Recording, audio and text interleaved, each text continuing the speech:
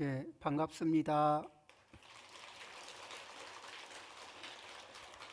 예, 오늘은 화엄경, 수미정상, 승수미정상품, 수미정상 개참품. 이 경이, 화엄경은 방대하고 큽니다. 그래서, 그러면 우리도 이제 어떤 일을 하다 보면, 이 일의 단위가 큰 것을 한 묶음씩 묶죠. 그렇게 해서 이게 생각하는 게 있듯이 이 큰 저기로 해서 첫 번째 앞에 여섯품, 세주묘엄 열애현상품 이렇게 해서 화장세계 로사나 여기까지를 해서 무엇을 보여주느냐면은 거기에 참여한 대중들은 복이 참 많습니다. 어떤 복이 많느냐? 우리가 이제 불자들이 신행을 할 때, 예를 들면 이런 경우를 겪었다고 해보죠. 이제 불교를 좀 배워보고 싶고, 불교를 통해서 삶을 좀 개선해 보고 싶고, 이런데 굉장히 이렇게 불교에도 정통하고, 수행도 깊고, 자비심도 있고, 변제도 갖추어서 설명도 잘해요. 인내심도 있어서 제 번뇌 정도는 끄떡없이 소화를 해내시면서 저를 이렇게 안내해 주시는 그런 스님을 만나면은 그 불자님은 복이 있을까 없을까? 복이 많죠. 그러면은 그런 스님하고 비로자나 부처님을 직접 만났을 때하고 누구 복이 더 클 것 같아요? 비로자나 부처님이 뭐죠? 앞에 말한 스님보다 깨달음도 완벽하고, 자비심도 완벽하고, 지혜도 완벽하고, 그 다음에 보여주는 방편도 완벽하고, 그 다음에 뭐예요? 비로자나 부처님의 능력 중에는 또 어떤 게 있느냐면은 중생의 번뇌를 잠시 일시 정지시키는 힘이 있어요. 그러면 번뇌가 정지되고 무명이 정지되는 순간에 뭐죠?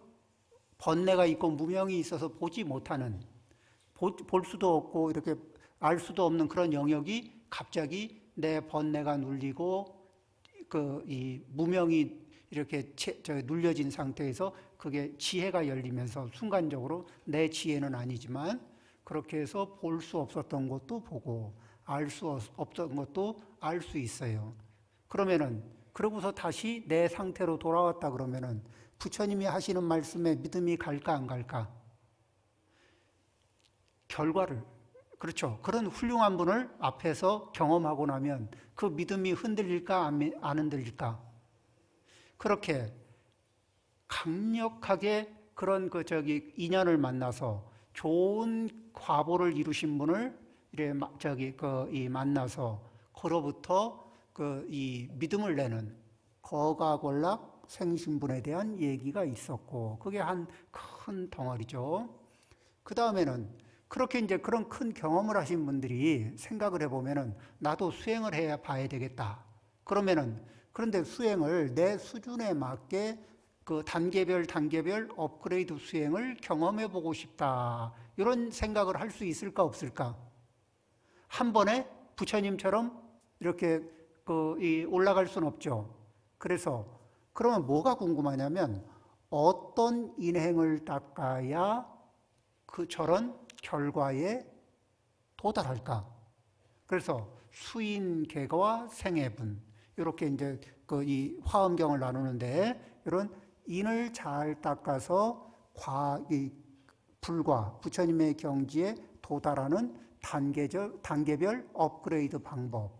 그래서 이게 십신품, 십주품, 십행품, 십회양품, 십지품, 그리고 이제 십정, 십통, 십인품, 아승지품, 여수량. 그래서 뒤에 보현행품까지 세계성지품까지 해서 그 과정을 보여줍니다.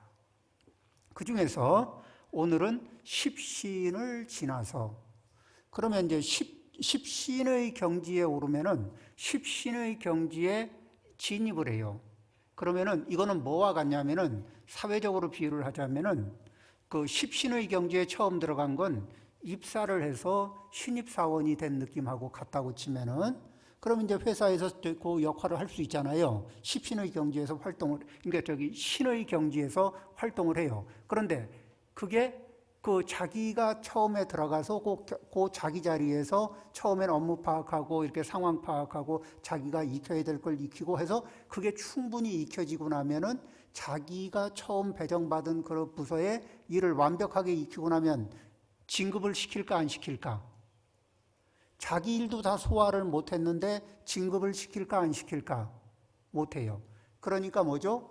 십신의 경지에서 신심이 완성이 되면은 그러면 십신의 경지에서 충분히 배울 걸 배운 상태잖아요. 그렇게 되면 그 힘이 어디로 올라가는 힘이 나오느냐면 십주의 경지, 십주의 경지로 올라갈 수 있는 바탕이 돼요. 그런데 그러면 십신에서 믿음의 경지에서는 무엇을 얘기하느냐? 그러면은 부처님에 대한 믿음이 확신을 가지고 있고 또 법에 대한 확신을 가지고 있어요. 내 번뇌가 시키는 것에 대해서는 확신을 안 갖습니다. 내 부처님의 과보가 확실하고 부처님의 가르치신 법이 확실하고 부처님을 따르는 수행자의 길이 확실하다는 걸, 그 길이 분명하다는 것을 확신을 합니다. 그 확신하는 힘이 우리는 무엇을 확신도 하고 무엇을 좋아하기도 하고 그것에 대해서 호기심도 느끼면 그러면은 자, 확신도 있어. 좋아도 해. 또 거기에 호기심도 있어. 그러면 그것을 열심히 할 준비가 됐을까 안 됐을까? 그러면 그 다음에는 이것이 신심의 핵심이에요. 이 신심이 갖추어지면 그 다음에는 실천을 할 수 있는 역량이 준비된 거예요. 그래서 십신이 원만하게 성취된 자리에서 십주의 경지로 올라가는데 오늘은 십주의 경지에 오르신 분들이 모여서 법회를 하는 자리에 관한 문제, 그리고 여기에 이 승수미정상품, 수미정상 개찬품은 무엇을 하는 거냐면, 예를 들면 이제 이렇게 사회적으로 그러니까 양산시에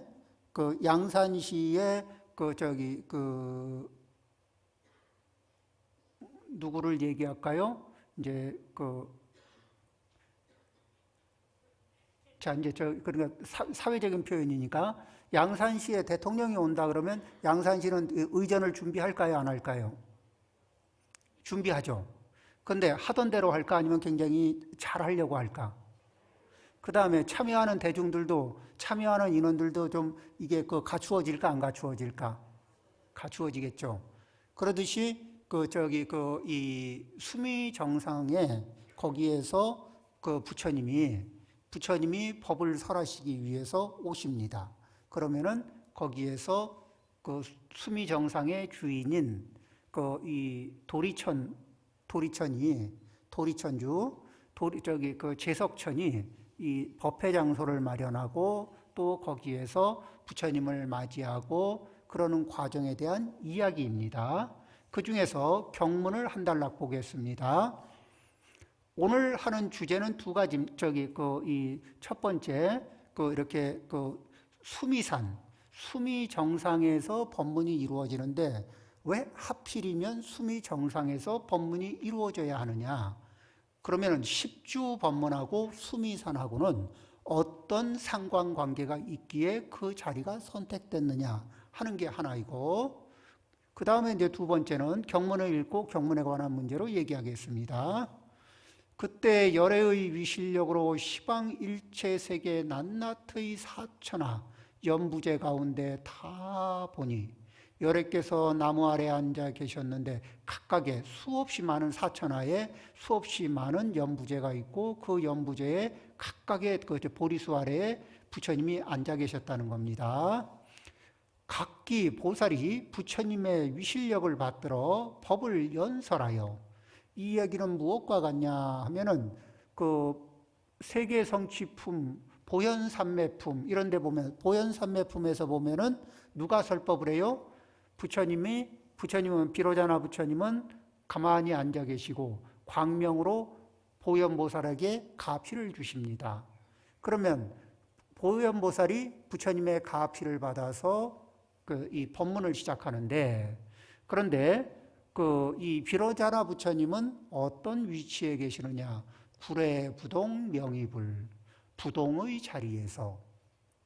그러면 아무것도 안 하시느냐? 그것이 아니고 광명으로 이 보현보살에게 가피를 주는데, 광명으로 가피를 준다는 것은 무엇을 얘기하는 것이냐 하면, 우리는 종이로 말로 정보를 전달하려면 정보량이 많이 전달될까?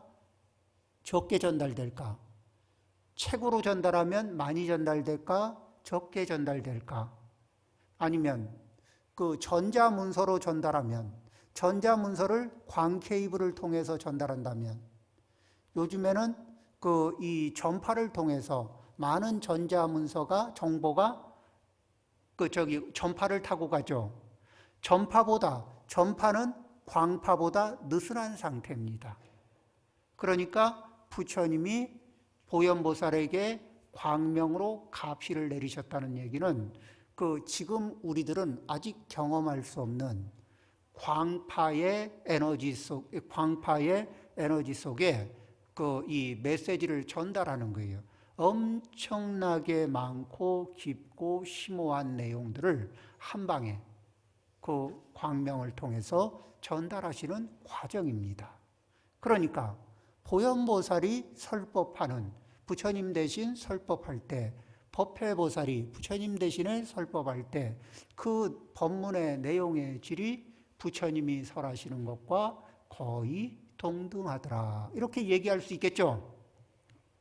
자, 경문을 읽겠습니다. 열애께서 나무에 앉아 계셨는데 각기 보살이 부처님의 위실력을 받들어 법을 연설하여, 그러니까 위실력을 받들고 법을 연설한다는 말이 무슨 말이냐, 이런 말이에요. 그 다음에 스스로 이르되, 스스로 생각하기를 항상 부처님을 대하고 있노라 하지 않는 이가 없었다. 그런데 자, 나는 내가 직접 부처님을 대하고 있다고 생각했는데, 이쪽 연부제에서는, 이쪽 남선부주에서는 이쪽의 사람들이 내가 진짜 부처님을 대하고 있어, 비로자나 부처님을 대하고 있어, 이렇게 생각하고 있는 거예요. 그런데 다른 연부제에서는 또 나도 부처님을 직접 대면하고 있어. 그러면 이제 여기에서 수없이 많은 보리수 아래에 부처님이 계시고, 그 다음에 수없이 많은 그 대중들이 부처님의 가피를 입고, 그러면서 보살들이 설법을 하고 대중들이 그 설법을 듣고 있었는데, 그러면은 어느 부처님이 진짜 부처님이냐, 이런 질문이 들어갈 수 있지 않는가? 어느 보리수하에 있는 부처님이 진짜 부처님이신가? 그러면은 우리가 구별할 수가 없죠. 자, 그럴 때 어느 부처님이 진짜 부처님일까? 그 다음에 여기서 문제가 또 생겨요. 그 다음 경문해 보겠습니다. 그때 세종께서 일체 보리수 아래를 떠나지 아니하시고, 보리수 아래 그대로 앉아 계신 채로 수미 정상에 오르시어, 보리수를 떠나지 않으시고 수미 정상에 오르시어 제석천의 궁전으로 향하셨다. 아니, 비로자나 부처님이 수없이 많은 세계, 수없이 많은 사천하의 남선부주, 보리수 아래에 앉아 계신 것도 쉽지 않은 일인데, 거기에 다 그대로 앉아 계신 채로 다시 앉아 계시면서도 각각의 수미산 정상으로 올라가셨더라, 이 얘기입니다. 자, 그러면 이제 어떻게 부처님이 올라가실 수 있느냐? 이제 이 문제에 대한 이해를 이제 우리가 하기 위해서, 자, 어떤 이야기가 있느냐 하면은,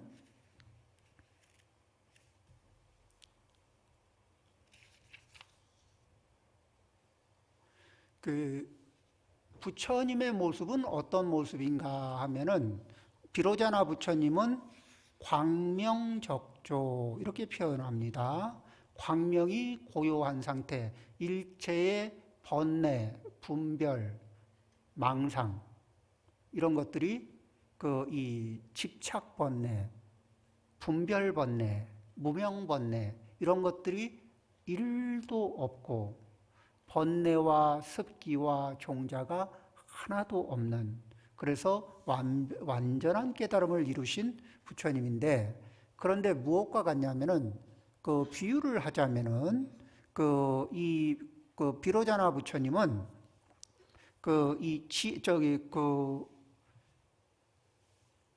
두루하신다 그래요. 어떻게 두루하느냐? 한밤중에 우리가 보름달 밑에서 한밤중에 달을 이렇게 바라보면 달은 있는데 달빛이 허공 안에 꽉 찰까 안 찰까? 달빛이 허공 안에 꽉 차 있는데 허공 안에 꽉 차 있는 달빛을 우리 눈으로는 볼 수 있을까 없을까? 허공 안에 꽉 차 있는 달빛을 우리 눈으로는 잘 못 보죠. 그런데 어떻게 하면은 그 달빛을 볼 수 있느냐? 우리가 그릇에 물을 좀 떠놓는다든지 호수에 가면은 호수에 이렇게 물이 물이 있는 곳에 가면은 달빛이 그곳에 나타나요. 또 강에 가면 강에도 달빛이 달의 모습이 나타나죠.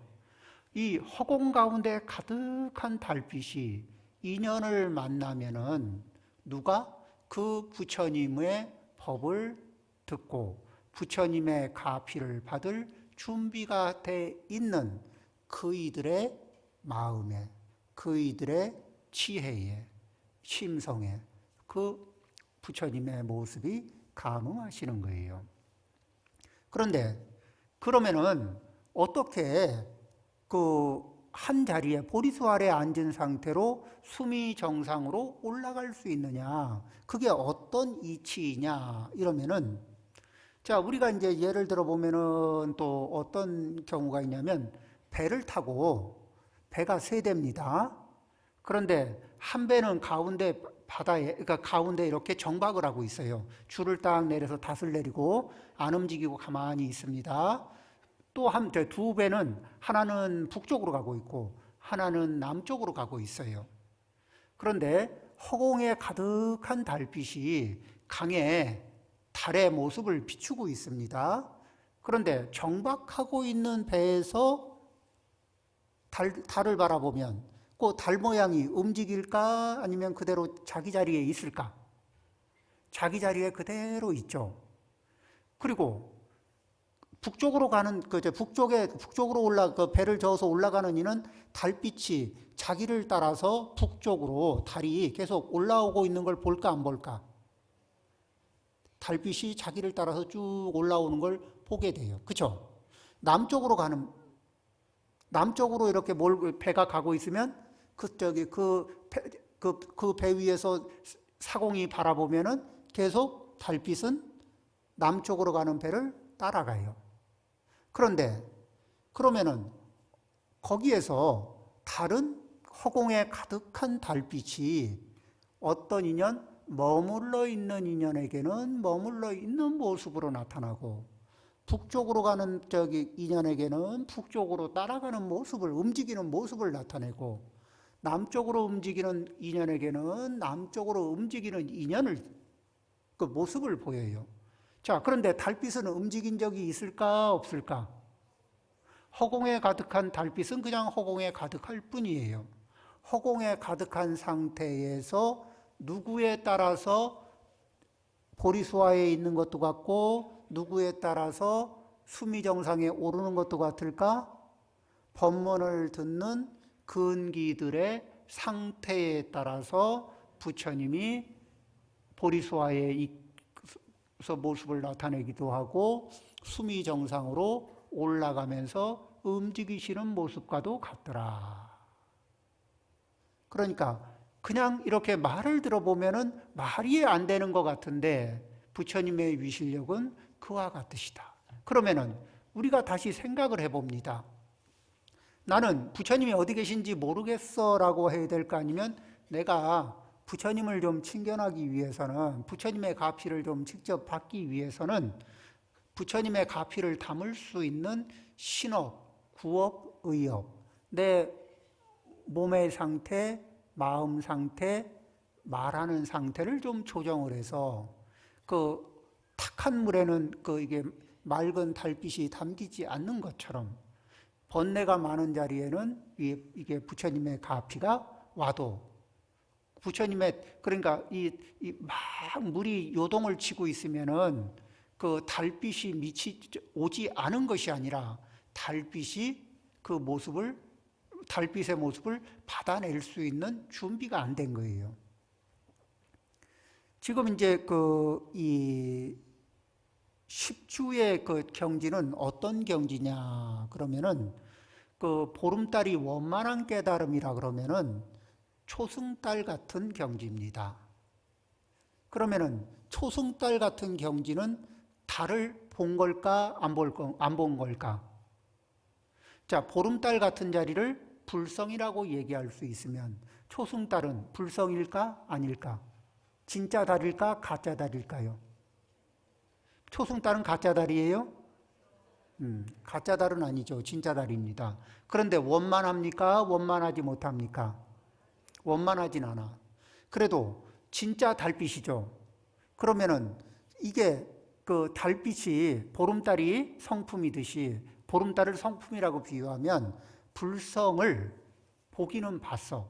근데 원만하게 봤을까? 조금 아쉽게 봤을까? 조금 아쉽게. 그래도 견성은 견성일까? 견성이 아닌 걸까? 그래도 견성입니다. 그렇게 달빛을 경험하고 나면은 그 다음에는 달빛을 경험한 분들은 이제는 어떤 효과가 나타나느냐? 믿음에 대한, 이 불성에 대한 이해가 더욱 깊어질까 안 깊어질까? 아주 깊어져요. 그래서 이 대목이 신해 행증의 경지에서 불성에 대한 이해가 아주 깊어지는 단계를 10주의 경지라고 이야기합니다. 자, 이제 그러면 불성에 대한 이해가 깊어지고 그러면 불성을 활용하는 능력은 아직은 조금 부족해요. 어떻게 부족하냐?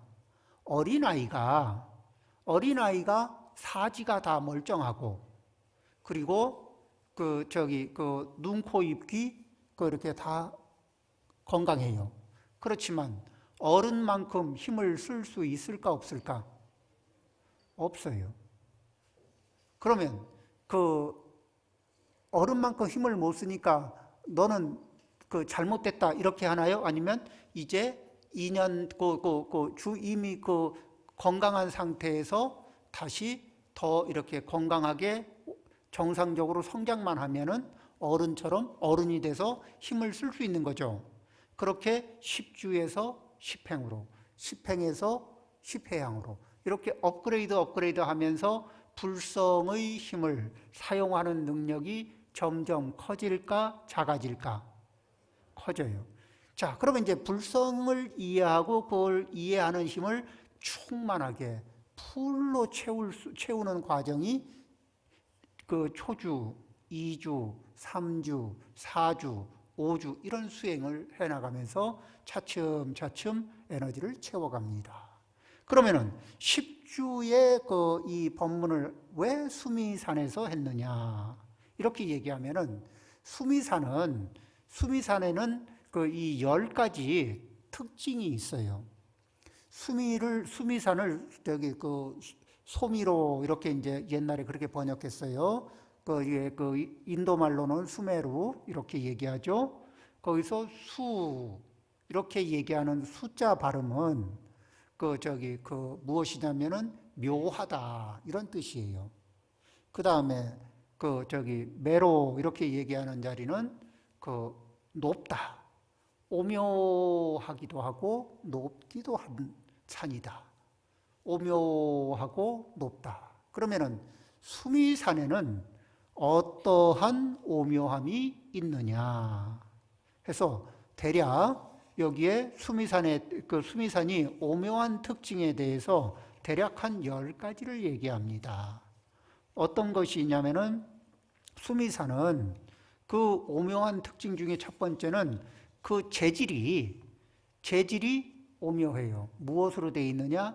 4가지 보배로 만들어져 있어요. 십주는 무엇을, 십주에도 오묘함이 있어. 어떠한 오묘함이 있느냐? 그러면은 4가지 오묘함이 있다. 어떤 오묘함이냐?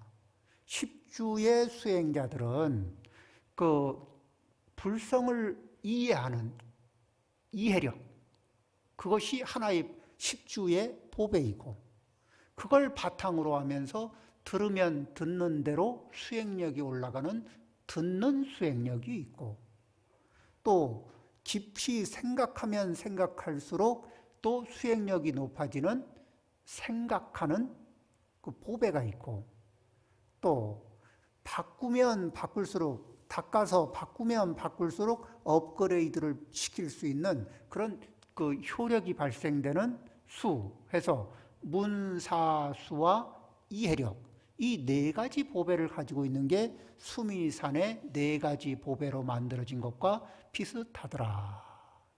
그 다음에 그 수미산은 그 모양이 묘하게 생겼는데, 오묘하게 생겼는데, 그 십주에 그 오른 이들도 그 어떤 과정을 거쳐서 오신 분들이냐? 그러면은 그 이 사덕 팔성이라는 그 이 덕을 갖추고 있더라. 그럼 사덕이라는 건 뭐냐면 상락아정을 이해하는 능력이 있고, 팔성이라는 건 수다원향, 수다원과, 사다함향, 사다함과, 아나함향, 아나함과, 아라한향, 아라한과, 이렇게 그 사향사배, 이렇게 해서 그 이 사향사과, 이 8분들, 이런 과정을 거쳐서 그 수행의 계율을 올리신 분들, 이런 분들이 법회에 참여하고, 그래서 이런 분들이 그 십주의 경지를 장엄하듯이, 그렇다는 얘기입니다. 또 세 번째, 그 수미산에는 한쪽은 금으로 되어 있고, 한쪽 면은 은으로 되어 있고, 그 다음에 수미산은 사각으로 되어 있는데, 그 중에서 사각으로 우리가 이렇게 위가 뾰족한 산이 아니고 주사위 2개, 큰 주사위 2개를 이렇게 겹쳐 놓은 것과 같은 모습입니다. 그런데 한쪽 면에는 그 큰 주사위를 2개를 겹쳐 놨는데, 하나는 물에 잠겨 있고 하나는 물 위에 올라와 있는 모습, 그 크기로는 뭐 이루 말할 수 없이 크고요. 한쪽 면은 금, 한쪽 면은 은으로 되어 있는데, 또 한쪽 면에는 무엇으로 되어 있냐면은 크리스탈 수정으로 되어 있습니다. 그런데 이 크리스탈 수정으로 되어 있는 그쪽 면에는 어떤 특징이 있느냐면은, 크리스탈 구슬을 빨간 천 위에 올려놓으면은 무슨 색이 되죠? 크리스탈은 빨간색. 노란색 천 위에 올려놓으면 노란색 구슬이 돼요. 그 크리스탈 구슬을 빨간색 위에 올려보면 빨간색 구슬이 되고, 노란색 바탕 위에 올려놓으면 노란색이 되거든. 그렇듯이 벽면이 색깔이 파란색이 다가오면 벽면이 파란색이 되고, 빨간색이 다가오면 빨간색으로 바뀌어요. 그렇지만은 그 수미산의 본래 바탕인 투명한 그 이 크리스탈 수정은 자기의 본래 색을 잃어버리는 일이 있을까 없을까? 없어요. 그대로 자기의 색을 유지하고 있습니다. 그러면 십주보살들의 능력은 어떤 특징이 있느냐? 그러면은 일단 이 십주보살들은 이 사변, 4가지 변제로서 자기 색깔을 가져요. 그러니까 십주보살들은 법문을 잘 하신다는 거예요. 어떻게 법문을 잘하느냐? 첫 번째, 이 부처님의 법문을 정확하게 기억합니다. 그래서 부처님의 말씀을 정확하게 기억하고, 두 번째, 그 의미하는 바를 정확하게 이해해요. 그래서 법을 정확하게 기억하고 있다는 점에서 법무외변. 그 다음에, 그러니까 저는 반야심경을 외우고 있습니다. 한자도 안 틀리고 10번을 하면 10번 정확하게 외우고 있습니다. 그러면 반야심경 무외변 이렇게 얘기할 수 있죠. 그 다음에 외우고 있는 경에 대해서 한 구절 한 구절의 의미, 전체적인 의미를 틀림없이 정확하게 알고 있는 상태의 무외변. 그 다음에 우리는 당신은 내 마음 몰라, 당신은 내가 하는 말을 이해 못해, 이런 말을 해본 적 있을까 없을까? 있죠. 또 그런 말을 들어본 적이 있을까 없을까? 있죠. 그런데 사무외변이라는 것은 상대방이 말하는 말과 의도, 상대방이 알아들을 수 있는 상대의 언어 정도를 충분히 이해하는 거예요. 사무외변. 언어에 대한, 그러니까 커뮤니케이션이 무해하신 분이다. 그런 능력. 그 다음에 또 요설무외변. 요설은 뭐냐면 법문서라는 것을 즐겨. 그래서 누가 와도 기꺼이 법문을 설해주고 그분을 위해서 풀 서비스를 하면서 지치질 않아. 이런 특징을 가지고 있으면은 훌륭한 법사가 될까 안 될까? 훌륭한 법사가 될 수 있죠. 예, 이러한 특징을 가지고 이것으로서 십주의 보살들은 기본적으로 이런 능력을 갖추고 있어. 그러면서 공감 능력 몇 퍼센트? 100%. 그러니까 누가 다가오면 누구의 언어로 얘기해? 의사가 오면 의사의 언어로 얘기하고, 엔지니어가 오면 엔지니어의 언어로 얘기하고, 시인이 오면 시인의 언어로 얘기해. 그렇게 해서 그들과 굉장히 동화된. 그래서 부처님 경전을 보면 농부를 만나면 농부의 일상으로 법문하시고, 그렇죠. 상인을 만나면 상인의 언어로 법문하신 그런 경전 읽어본 적이 있죠? 예, 그렇습니다.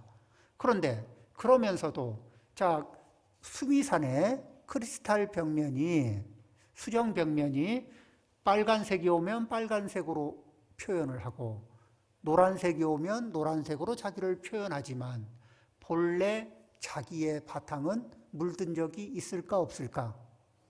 없어요. 그렇듯이 일체 중생에게 맞춤형 서비스를 할 수는 있지만, 그렇다고 해서 일체 중생의 번뇌에 물드는 일은 없더라. 이런 특징이 수미산의 크리스탈 벽의 특징과 십주보살의 특징이 매칭이 되는 자리가 있더라. 그렇죠? 재밌죠? 자, 그 다음에 이 수미산에는 덕이 아주 특별하게 덕이 있는데, 어떤 덕이 있냐면은 이 팔방에서 맹풍이 불어와요. 아주 거센 맹풍이 불어와도 수미산은 끄떡없이 버텨. 조금의 손상도 없이. 그러면은 그것이 십주의 보살들은 어떤 특징이 있느냐 하면은 이 팔풍의 세파, 8가지 팔풍의 세파에 끄떡이 안 하는 그런 능력이 있어요. 팔풍의 세파는 뭐냐면은 사람이 이익을 보거나 손해를 보거나 괴로움을 겪거나, 아니면 갑자기 큰 즐거움이나 큰 괴로움을 겪거나, 또는 칭찬과 비방인데, 앞에서 그러니까 사실에 기반해서 칭찬하고 비방하는 게 있고, 과분하게 칭찬하거나 과분하게 비방하는 거, 이런 것들이 합치면은 8가지. 자, 갑자기 크게 이익을 얻으면 흔들려요, 안 흔들려요? 자, 바람이 불면 사물이 흔들리나 안 흔들리나? 흔들려. 그럼 그렇게 갑자기 큰 이익을 보면 흔들려, 안 흔들려? 마치 바람이 부는 것처럼 흔들릴까, 안 흔들릴까? 크게 손해를 보면 흔들릴까, 안 흔들릴까? 그렇죠. 그 다음에 갑자기 크게 즐거우면 흔들려, 안 흔들려? 흔들려. 자, 그리고 괴로우면 흔들려요, 안 흔들려? 자, 과분하게 칭찬받으면 흔들릴까, 안 흔들릴까? 과분하게 비난받으면, 사실에 맞게 칭찬해도 사실은 흔들려요, 안 흔들려? 사실에 맞게 비방을 당하면 흔들려. 그리고 이런 것 때문에 인생이 막 흔들릴까, 안 흔들릴까? 그렇죠. 그렇게 해서 흔들려서 지나놓고 보니까 그때 흔들릴 일이 아니었는데 그거 흔들린 것 때문에 내 인생의 방향이 많이 변했다. 이런 이야기들을 할 때가 있을까 없을까? 그때 흔들리는 바람에 내가 남편한테, 부인한테, 아들한테, 딸한테, 부모님한테 이 도리를 못하고 회복할 수 없는 아쉬움을 가질 수도 있을까 없을까? 그렇죠. 그래서 그런 여러 가지 인생의 풍파가 다가올 때 그 풍파를 수미산이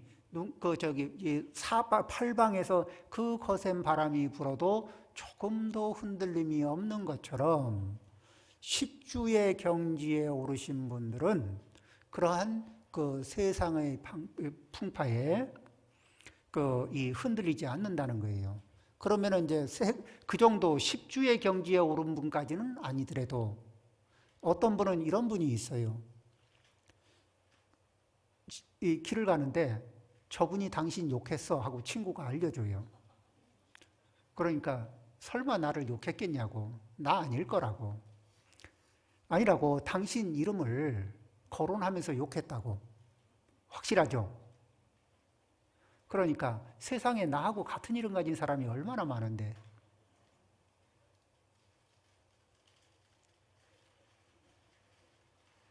자, 어때요? 바람을 피해 갑니까? 안 피해 갑니까?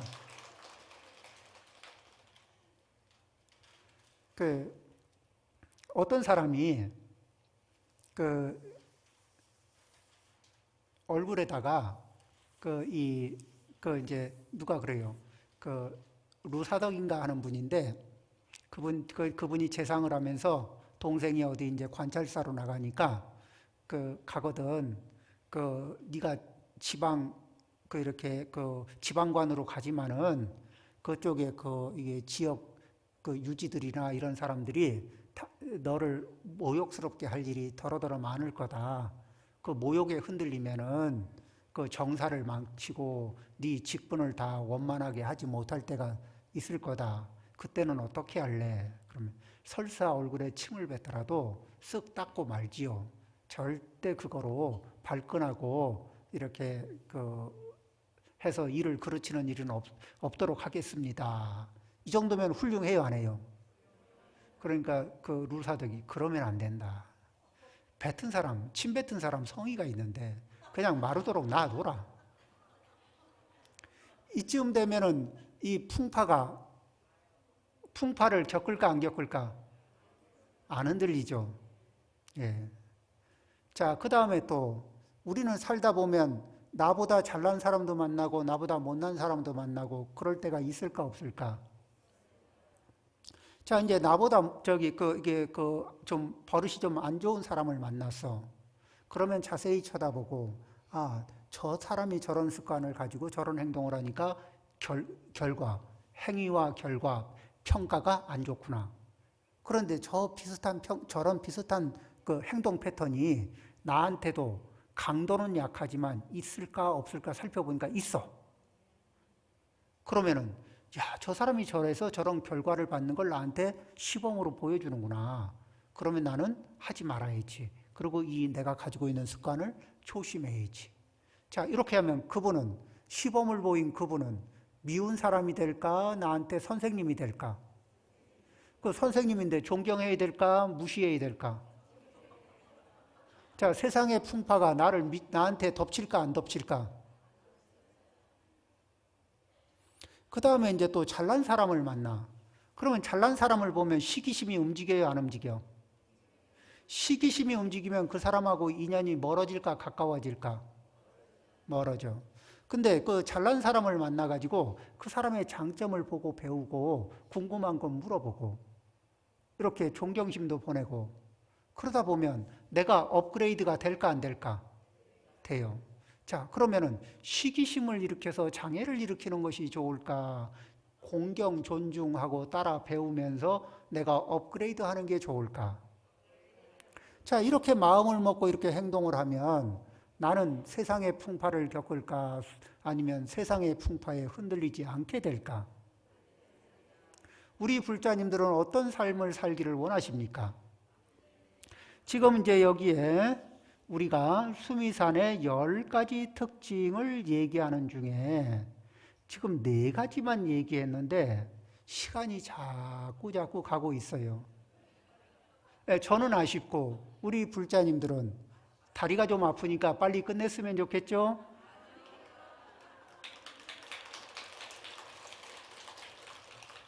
그래도 아쉬우니까 한 가지만 더 할까? 그 수미산의 특징 한 가지만 더 해보겠습니다. 그 수미산에는 이렇게 그 권속들이 이렇게 수미산에는 칠금산이라고 해서 7개의 금으로 된 산이 있어요. 그리고 이 7개의 산을 이게 그러니까 수미산이 있고 수미산 반쯤 되고 그 산보다 두 번째 산은 다음 산은 반 얕고 다음 산은 반이 얕아. 그런데 전부 다 재질이 금이야. 그러니까 거기는 누가 가서 사느냐면은 수미산의 권속이죠. 수미산의 식구인데 그런데 거기에는 사천왕과 사천왕의 권속들이 가서 생활하는 거주 공간이에요. 자, 그러면 칠금산은 금으로 돼 7개, 산이 7개인데 금으로 다 돼 있어. 자, 우리는 지금 이 아들, 딸, 손주 지금 이렇게 돌잔치 한다 그러면 금괴, 한 양짜리 금괴 선물이 유행이죠. 그런데 우리는 금괴를 신주단지 모시듯이 이렇게 모시고 있는데 우리가 업력을 조금 잘 닦아서 많이도 안 올라가고 사천왕천 정도까지만 올라가도 밟고 다니는 게 뭐라고? 그거 금 들고 집에 들어가겠어요? 길바닥에 깔린 건데? 그렇죠? 자, 그러니까 금을 모으는 게 좋을까? 선업을 닦고 복력을 모으는 게 좋을까?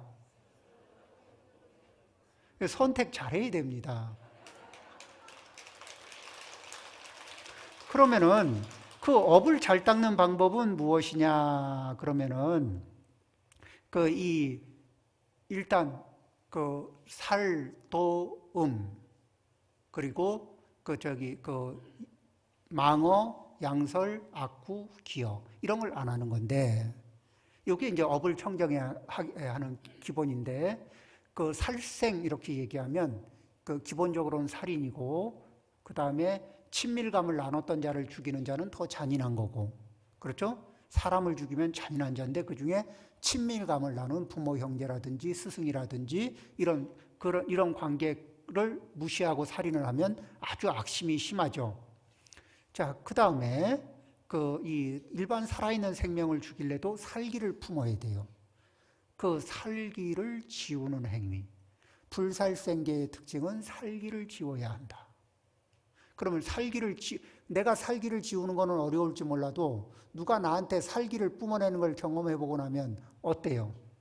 그분하고 더 이상 가까이 하고 싶은 마음이 들까 안 들까?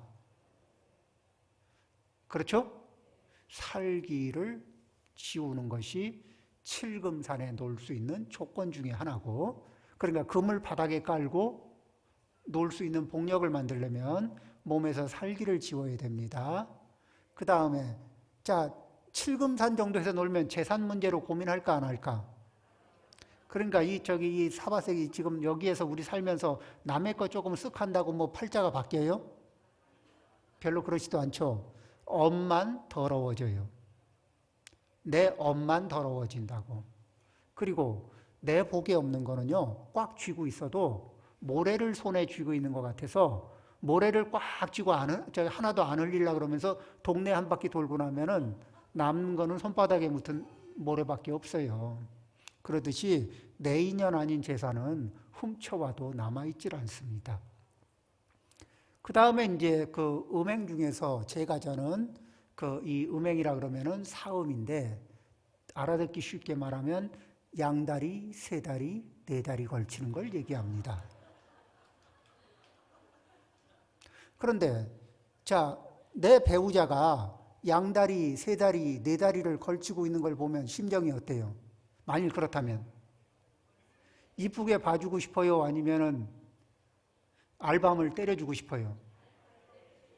자, 그러면 알밤을 때려주고 싶은 사람이 돼야 되겠어요? 안 그러면 그런 일이 없는 게 좋겠어. 자, 그리고 이제 그런 것 때문에 장애가 일고 벗어나고는 싶은데 마음이 집착되면 못 벗어나요. 이러면은 그때는 오늘은 설명할 길이 없지만 부정관을 닦으면 간단하게 벗어나는 길이 있습니다. 부처님의 법문은 84,000법문, 케이스 바이 케이스로 약이 있습니다.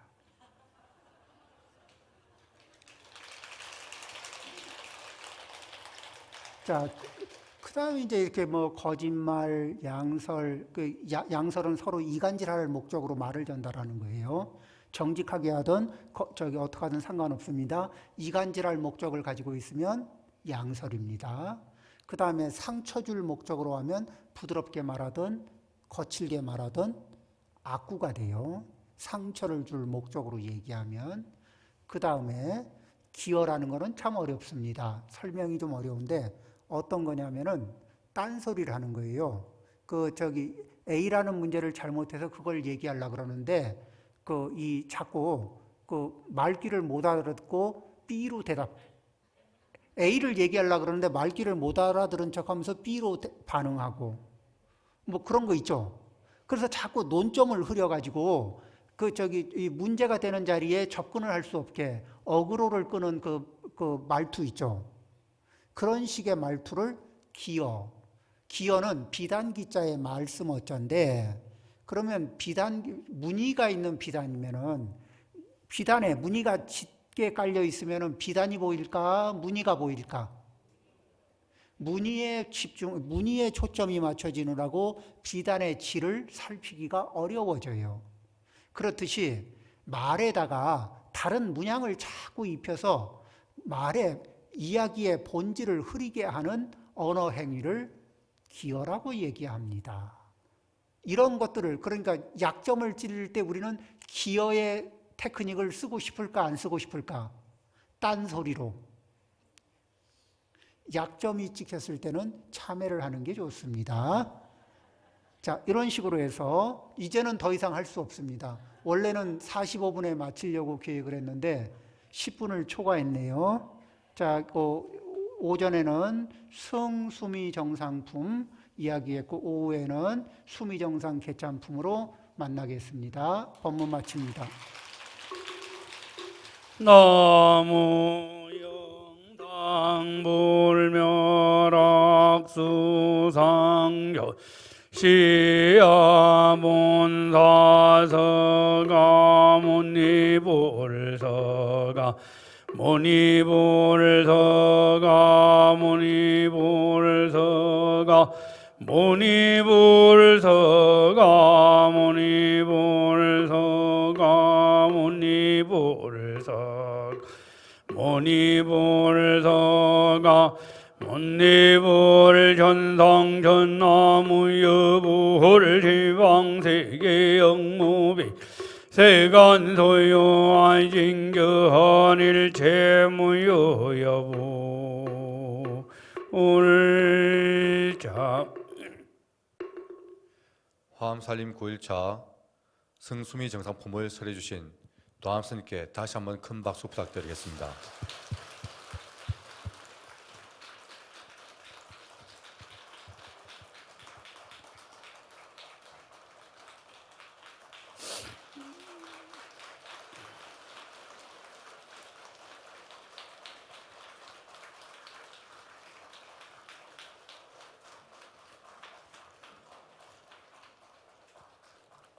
예, 다음은 공지사항 말씀드리겠습니다. 잠시 앉아주시기 바랍니다.